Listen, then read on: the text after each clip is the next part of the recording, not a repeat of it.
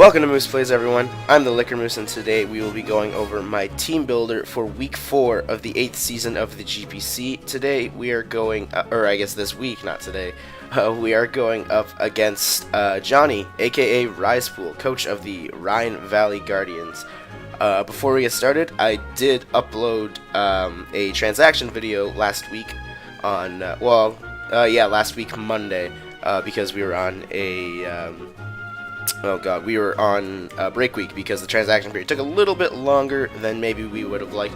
But anyways, if you missed the transaction video, basically we ended up dropping Komo'o, Gorgeist, and Megmortar, and we ended up picking up Haxorus and Darmanitan and making Haxorus a Z user. But yeah, so talking about the match, Johnny is on a very, very hot streak right now. He is currently the only 3-0 team in our division. And he also just came off a 6-0 win, was his last victory, and all of his other victories have been quite handily, the victories were made quite handily, to say the least. And yeah, we are currently, unfortunately, 1-2, but that is okay, sort of, because 4 other teams in our division are also 1-2, so the race is still very, very close. And if we can make it up to 2-2, then that would be all the more greater, and hopefully hand Johnny his first loss. But as we can see, as we'll go over his team right now, it will not be an easy task at all, because Johnny's team consists of Mew, Megaane, Keldeo, Hydreigon, Roserade, Escavalier, Talonflame, Stunfisk, Aerodactyl, Hitmonlee, and Mareanie. His Z users are the Hydreigon, the Talonflame, and the Stunfisk. So, big threats to my team. A lot of it. Talonflame being 7 points I thought was quite criminal. I get it doesn't get the priority at like any amount of health still, but I mean it's still extremely fast. It's gonna outspeed most things anyways with 126 speed.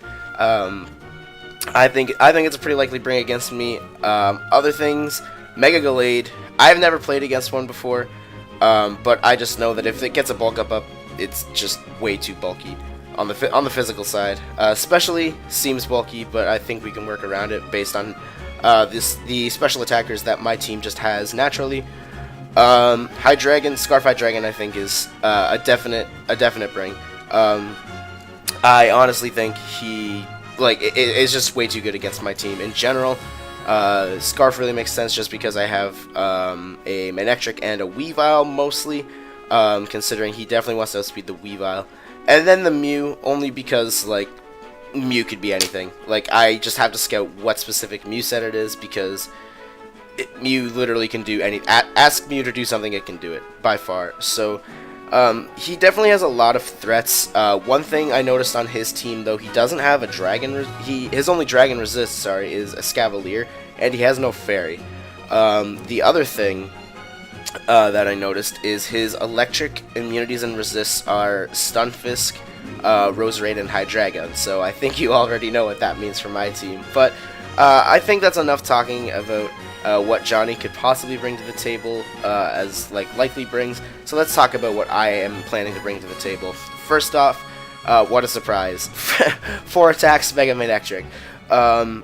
His Stunfisk has to come. If his Stunfisk does not show up, then this thing just has a field day. I can just Volt Switch on anything, and anything that's pretty much not the Hydreigon, I can pretty much 2-hit KO with Thunderbolt. Well, I guess Hydreigon or the Roserade. But yeah, these 4 moves here put immense pressure on Johnny's team if he doesn't have the Stunfisk. If he does have the Stunfisk, though, we'll get over that. Well, we'll go into that later, because it's pretty much set a fodder for some of the other members of my team. As we can see, Overheat has to be here for Assault Vest Escavalier, as Flamethrower does not guarantee knockout, where Overheat does. And then Signal Beam over any hidden power definitely makes sense when a team has Mew and a Hydreigon.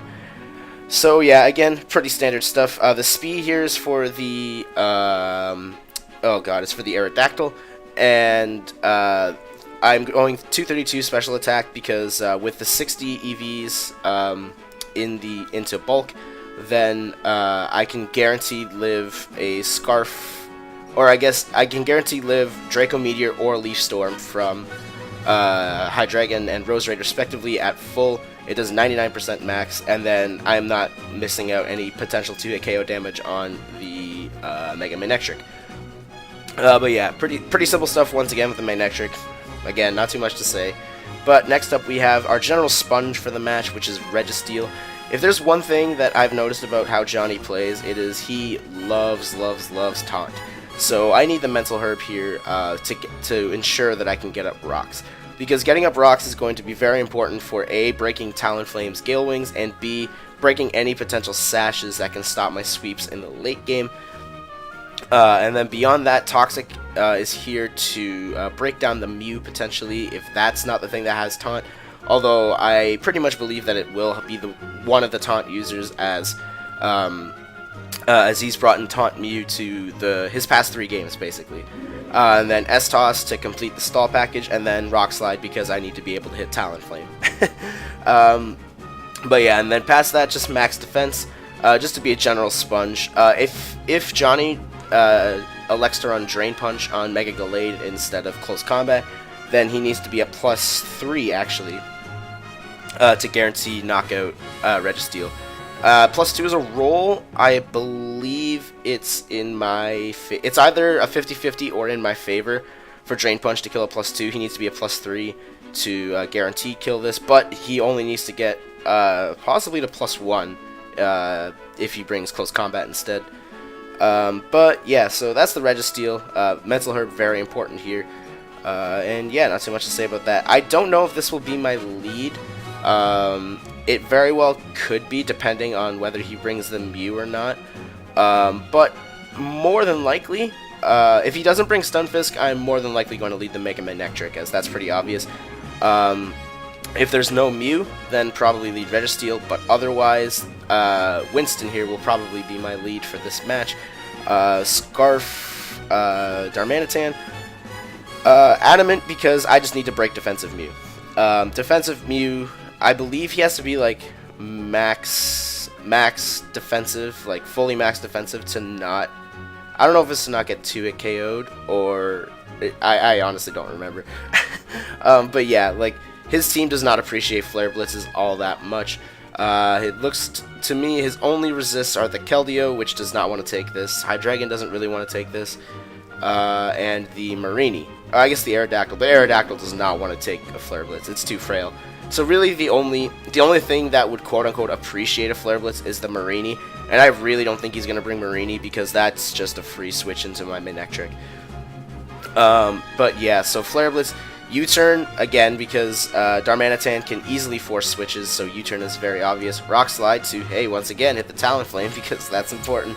And then Earthquake, really, just to round out the coverage that it needs, as Earthquake is the best thing to hit the Stunfisk with, and can also hit the Mareanie, should he choose to bring it. I don't really think the Marienie's going to come, because like I said, that's way too much, that's too much of a fodder for the Manectric. Already when Manectric has a pretty decent matchup against Johnny anyways. So yeah, Darmanitan is here basically to be the mid-game breaker and break some Pokemon to hopefully, or at least chip other Pokemon down to hopefully set up a sweep in the late game. As we can see here, another one to help with that is my Whimsicott here. Very support heavy with Moonblast, just being able to OHKO Hydreigon. If you Scarf Hydreigon, the only thing he can do to OHKO this is Fire Blast from full. But only the top two rolls can kill Whimsicott from full with Fire Blast. Plus, he has to risk a Fire Blast missed as well. And there were multiple times in mocks as well where he predicted I would he predicted. Oh jeez, I cannot talk today. With Hydreigon and Whimsicott out at the same time, he would predict. My opponent would predict me to scout for Fire Blast and just go for U-turn instead, but I just end up getting a slow U-turn off. So Scarf Hydreigon sort of works to the advantage of this Whimsicott, and if he's not Scarf, then Moonblast is just a straight OHKO. I can scout for that too, because oddly enough, his Hydreigon is normally what it also normally runs Taunt on his in his last 2 matches. Definitely did. I don't remember if he ran it in all 3, but yeah. Moonblast for basically the Hydreigon, but can also hit the Keldeo, are the main two things. U-turn for the momentum, and then one of two options to help clean in the late game: Tailwind and Memento, as we can see, as I'll show. So if I can get a late game Tailwind up, then my first win condition, which is Choice Banded Haxorus, is my late game cleaner of choice. Like I said, his only Dragon Resist is the Escavalier, which could come, but really has a hard time when Manectric can pack Overheat and when I'm bringing the Escavalier, and because it's so slow. Past the Escavalier though, he has a very hard time switching into this. The raw damage output from even just Dragon Claw generally can OHKO a lot of things. I think the only thing that I need to click Outrage for is at full is the Mega Gallade, I think. Maybe a defensive Marini, but I guess I have Earthquake for that. Dragon Claw more than likely can get the job done, but if he does have like defensive Mew or something, then Outrage works. The speed on this is to outspeed. Oh god, I can't think. The speed on this is to at Tailwind outspeed all of his Scarfers. Mostly Scarf Keldeo, as I think that would be his fastest, more than likely Scarfer. Because I don't know if Keldeo is going to come, only because my team has a Tentacruel on it. But if he does bring it, I do kind of anticipate it to be Scarf.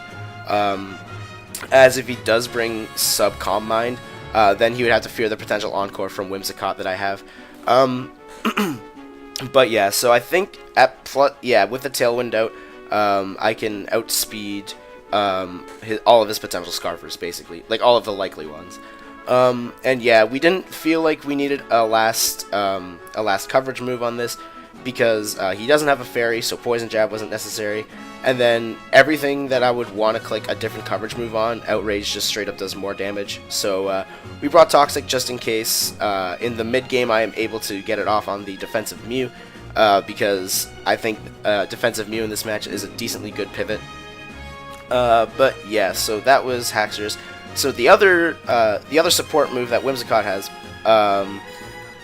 jeez, I can't talk right now, is the Memento. And if I am able to get the Z Memento off, then I can finally try to sweep with my Landorus. Finally, I am bringing Life Orb Landorus with Rock Polish, as once I get the Rock Polish up, and if I have rocks, this thing can just clean late game. Psychic is here pretty much strictly for the Roserade, and I guess the Hitmonlee, but even with the Hitmonlee, Earth Power can just generally can just kill the Hitmonlee, I think. I don't think it kills Roserade, but Psychic is there for that.